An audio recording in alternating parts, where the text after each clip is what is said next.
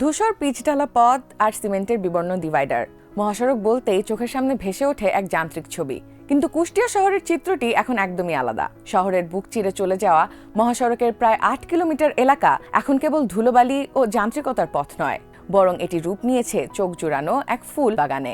লাল, নীল, হলুদ আর বেগুনি ফুলের বর্ণিল সমারোহে বদলে গেছে কুষ্টিয়ার চিরচেনা প্রবেশপথ। শহরের প্রাণকেন্দ্র মজমপুর গেট থেকে ঝিনাইদহ ও ঈশ্বরদীমুখী সড়কের দুই গুরুত্বপূর্ণ প্রবেশদ্বার বটতৈল মোড় ও ত্রিমোহনী পর্যন্ত বিস্তৃত এই পথ এখন সবুজের চাদরে ঢাকা। ক্লিন কুষ্টিয়া, গ্রিন কুষ্টিয়া নামের একটি স্বেচ্ছাসেবী সংগঠনের হাত ধরে এই নীরব বিপ্লব ঘটেছে। মহাসড়কের আইল্যান্ডে দেশি বিদেশি নান্দনিক সব গাছ আর তাতে ফুটে থাকা হাজারো ফুল যেমন শহরের মানুষের মনে প্রশান্তি যোগাচ্ছে, তেমনি পর্যটকদের কাছেও হয়ে উঠেছে আকর্ষণের কেন্দ্রবিন্দু। বাসের জানালা দিয়ে আসা যাওয়ার পথে যাত্রীরা এখন মুগ্ধ হয়ে উপভোগ করছেন এই নান্দনিক দৃশ্য। স্থানীয় গৃহপালিত পশুর মালিকরা কেটে নিয়ে যাচ্ছেন আইল্যান্ডের সবুজ ঘাস। এই মহতী উদ্যোগের নেপথ্য কারিগর প্রকৌশলী জাকির হোসেন সরকার, যিনি কুষ্টিয়া জেলা বিএনপির সদস্য সচিব ও ক্লিন কুষ্টিয়া গ্রিন কুষ্টিয়ার উদ্যোক্তা। জাকির হোসেন জানালেন, এই কাজটির স্বপ্ন তার অনেক পুরনো। সেই স্বপ্ন থেকেই ২০২৪ সালের নভেম্বরে কাজ শুরু হয়।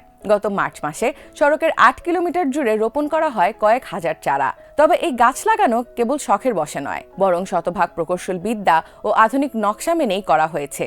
তিনি বলেন, তাদের পরামর্শক হিসেবে কাজ করেছে গার্ডেন ইঞ্জিনিয়ারিং বাংলাদেশ, যাদের পরিকল্পনা মতো কোন গাছ কত বছরে কত উচ্চতা পাবে তা মাথায় রেখে রোপণ করা হয়েছে। ফলে সড়কের দৃষ্টিসীমায় কোনো ঝুঁকি বা বাধার সৃষ্টি হবে না। রোপণ প্রক্রিয়ার বৈচিত্র্য তুলে ধরে তিনি আরও বলেন, এখানে ধারাবাহিকভাবে ৮টি বেডের মাধ্যমে গাছ লাগানো হয়েছে।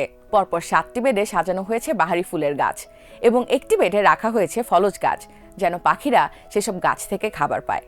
ব্যতিক্রমী এই উদ্যোগকে স্বাগত জানিয়েছেন পরিবেশবিদরাও। ক্লিন কুষ্টিয়া গ্রিন কুষ্টিয়া সংগঠনের প্রায় ৯০০ স্বেচ্ছাসেবীর নিরলস পরিশ্রম, নিজস্ব অর্থায়ন ও তত্ত্বাবধানে এই বাগান সাজানো হলেও এর রক্ষণাবেক্ষণে হাত বাড়িয়েছে কুষ্টিয়া পৌরসভা। নিয়মিতভাবে পৌরসভার পানির গাড়ি দিয়ে এসব গাছের গোড়ায় পানি দেওয়া হয়।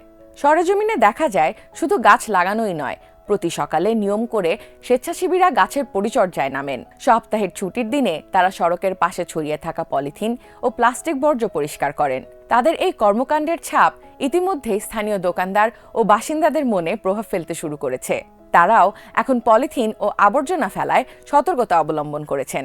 সব মিলিয়ে কুষ্টিয়ার এই ৮ কিলোমিটার মহাসড়ক এখন নাগরিক সচেতনতা, পরিবেশ রক্ষা ও সুন্দরের এক অনন্য মিশেলে পরিণত হয়েছে।